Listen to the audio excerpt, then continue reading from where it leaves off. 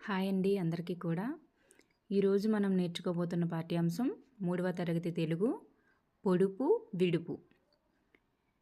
ఈ పాఠ్యాంశం వెనకాల మనకి ఈ మాసపు పాట, ఈ మాసపు కథ కూడా ఇవ్వడం జరిగింది. ఈ మాసపు పాట ఏంటంటే చందమామ, ఈ మాసపు కథ వికట కవి. నెక్స్ట్ మనం ఈ పాఠ్యాంశము ఏ ప్రక్రియకి చెందినది, పొడుపు విడుపు అనే పాఠ్యాంశం ఏ ప్రక్రియకు చెందినది అంటే సంభాషణ అండి.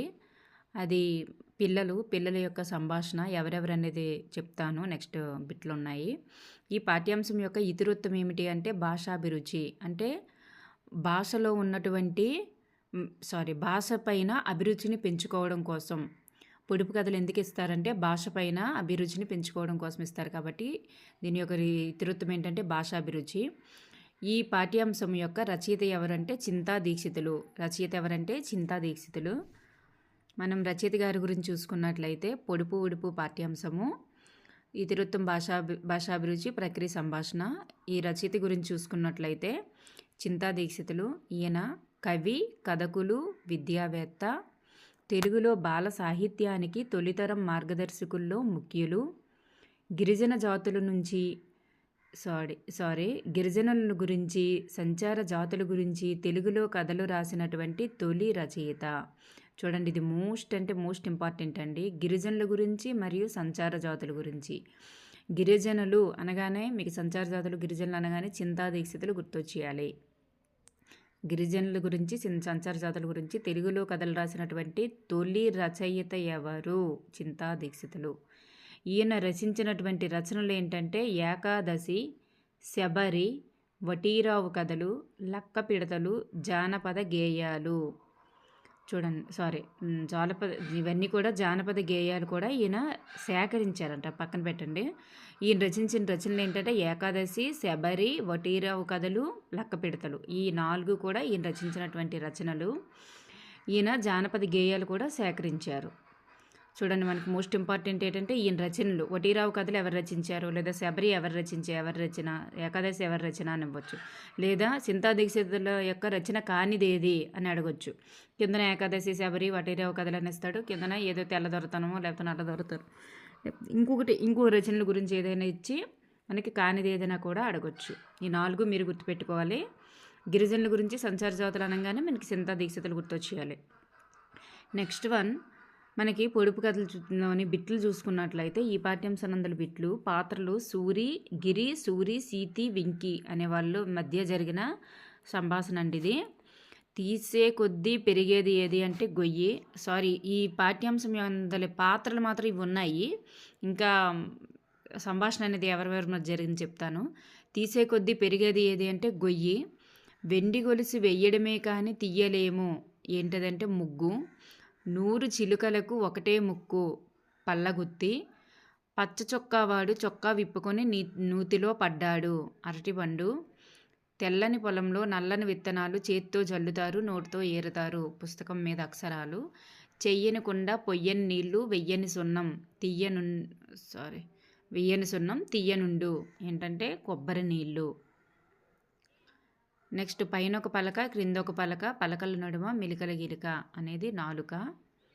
అంతులేని చెట్టుకు 60 కొమ్మలు, కొమ్మన కోటి పువ్వులు, పువ్వుల్లో 2 కాయలు. చూడండి, అంతులేని చెట్టుకి 60 కొమ్మలు ఉన్నాయంటే ఎక్కువ పువ్వులు ఉన్నాయంట, కానీ అందులో 2 కాయలే కాసాయంటే నక్షత్రాలు, ఆకాశంలో ఎక్కువ నక్షత్రాలు ఉన్నాయి, అందులో సూర్యుడు, చంద్రుడు 2 కాయలు అని అర్థం. నెక్స్ట్, దీనికి మనకి ఈ మాసపు పాట అనేది ఇవ్వడం జరిగింది అన్నాం కదండి, అది చందమామ. దానిని రచించింది ఎవరు? రచయిత చందమామ అనగానే మీకు గుర్తొచ్చేయాలి నండూరి రామమోహన్ రావు. ఈయన కాలం 24/4/1927. ఈయన జననం అది. మరణం 2/9/2011 మరణం. కవి, అనువాదకులు, గొప్ప భావకవులు ఈయన. బాలగేయాల సంపుటం, ఈయన రచించినటువంటి బాలగేయాల సంపుటం పేరు హరివిల్లు అనగానే మీకు గుర్తు రావాలి బాలగేయాల సంపుటం. మనకు చూడండి, చందమామ అని పేర్లోనే ఉంది కదా పిల్లల గురించి అని. ఇది బాలగేయాల సంపుటి రచించారు, అది హరివిల్లు. విజ్ఞాన శాస్త్రాన్ని సులభ శైలిలో పాఠకులకు పరిచయం చేసినటువంటి రచనలు ఏంటంటే నరావతారం, విశ్వరూపం. చూడండి, విజ్ఞాన శాస్త్రం అంటే ఏంటి? చందమామ. చందమామ అంటే ఏంటి? సైన్సే కదా.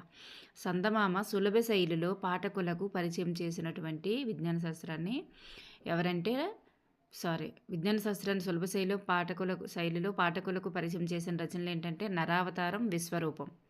ఈ రెండు కూడా విజ్ఞాన శాస్త్రాన్ని ఇచ్చేసాయి. చూడండి, ఇతర రచనలు ఏంటంటే విశ్వదర్శనం, అక్షర యాత్ర. మీకు చూడండి, విజ్ఞాన శాస్త్రం అనగానే నరావతారం, విశ్వరూపం అని గుర్తుపెట్టుకోండి. విజ్ఞాన శాస్త్రం విశ్వరూపం ఇది విశ్వదర్శనం. చూడండి, ఇతర రచనలు విశ్వదర్శనం, అక్షరయాత్ర, అదే నరావతారం, విశ్వరూపం. మార్క్ ట్వెయిన్ రచించినటువంటి టామ్ సాయర్, హకల్ బెరిఫిన్ వంటి అనువాదాలు కూడా చేశారంట. మార్క్ ట్వెయిన్ రచించినవి ఏంటి? Tom Sawyer, Huckleberry Finn. వాటికి ఈయన అనువాదాలు కూడా చేశారు. ఓకేనండి, మీరు గుర్తుపెట్టుకున్న నరావతారం, విశ్వరూపం విజ్ఞాన శాస్త్రాన్ని పాఠకులకి పరిచయం చేసినవి. బాలగేయాల సంపుటం హరివిల్లు. మార్క్ ట్వెయిన్ రచించిన Tom Sawyer, Huckleberry Finn. Huckleberry Finn. Okay. Next, వికట కవి అనేది ఈ మాసపు కథ కింద మనకి ఇవ్వడం జరిగిందండి. ఈ మాసపు కథ తెనాల రామకృష్ణుని యొక్క కథలు నుంచి తీసుకోబడింది. ఇది వికట కవి అనేది. ఈయన తెనాల రామకృష్ణుడు గురించి చూసుకున్నట్లయితే ఈయన స్వస్థలం కృష్ణా తీరంలో గార్లపాడు. ఆయన తండ్రి రామయ్య మంత్రి, తల్లి లక్ష్మమ్మ. రామకృష్ణుని తండ్రి చిన్నతనంలోనే మరణించారు. ఆయన మేనమామ తెనాలి తీసుకుని వచ్చి బడిలో చేర్పించారు. రామకృష్ణునికి ఒక సాధువు ఎదురయ్యి ఒక మంత్రం జపిస్తే నీకు మేలు జరుగుతుందని చెప్తాడు. తర్వాత కాళికాదేవి ప్రత్యక్షమయ్యి పాలు, పెరుగు,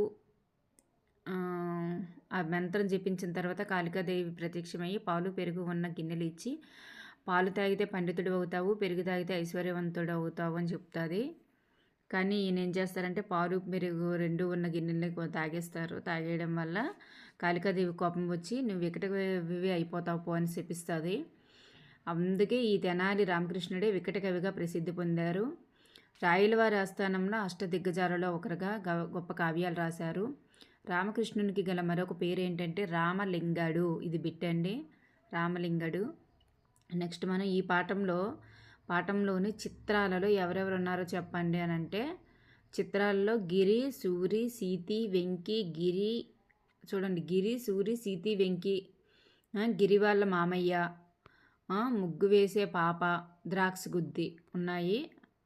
అరటిపండు తింటున్న కోతి, మరికొందరు పిల్లలు కూడా ఉన్నారంట. నెక్స్ట్, ఈ పాఠంలోని సంభాషణలు ఎవరెవరి మధ్య జరిగాయి చెప్పండి అంటే, సూరి, వెంకి, సీతి వీళ్ళ ముగ్గురు మధ్యలో జరిగింది. కానీ గిరి లేరు. ఎవరు లేరు అంటే గిరి లేరు. చూడండి, ఇది బిట్ ఇవ్వడానికి అవకాశాలు ఉంటాయి. ఈ పాఠంలోని సంభాషణలు ఎవరెవరి మధ్య జరిగాయి అని అంటే గిరికి ఈ సంభాషణకి ఎటువంటి సంబంధం లేదు. గిరి లేరు. సూరికి, వెంకికి, సీతికి మధ్యన జరిగాయి. నెక్స్ట్, ఈ పాఠం ఆధారంగా ఈ మాటలు ఎవరితో అన్నారో రాయండి అన్నారు. ఎప్పుడూ కదలేనా, ఇంకేమైనా చెప్పు అని ఎవరన్నారంటే సీతి వెంకీతో అన్నది. వెంకీ ఎప్పుడు కదలేగాలు చెప్తున్నారు, సీతికి నచ్చలేదు. అందుకే ఎప్పుడు కదలేనా, ఇంకేమైనా చెప్పు అని వెంకీతో అనింది. అయితే సరే మొదలుపెట్టు అని ఎవరన్నారు అంటే సూరి సీతితో అన్నారు. అప్పుడు సీతి ఏమనింది, పొడుపు కథలు చెప్పుకుందామా అని చెప్పేసి అని ఉంటుంది అనింది. అప్పుడు సూర్య ఏమంటాడు, సరే మొదలుపెట్టు అని అంటాడు. నెక్స్ట్, ఉల్లిపాయ కదూ అని ఒక దానికి ఆన్సర్ చెప్తుంది తను పొడుపు కథకి. చెప్తాడు. ఎవరు చెప్తారంటే వెంకీ సీతతో అన్నాడనమాట. వెంకీయే సీతితో అన్నాడు. ఇది ఓహో నోరు నుయ్యి అన్నమాట అని చెప్పేసి ఎవరంటారంటే సీతి సూరితో అంటదనమాట. సీతే అంటది ఓహో నోరే నుయ్యి అన్నమాట అని. చూడండి, ఇది గుర్తుపెట్టుకోండి. ఏవైనా అడగవచ్చు సంభాషణలలో. మనకి టెక్స్ట్ బుక్లో 4 గురించి అడిగారు. అందరివి అడగలేదు, వాళ్ళు 4 గురించి అడిగారు. ఓకే అండి, థ్యాంక్ యూ.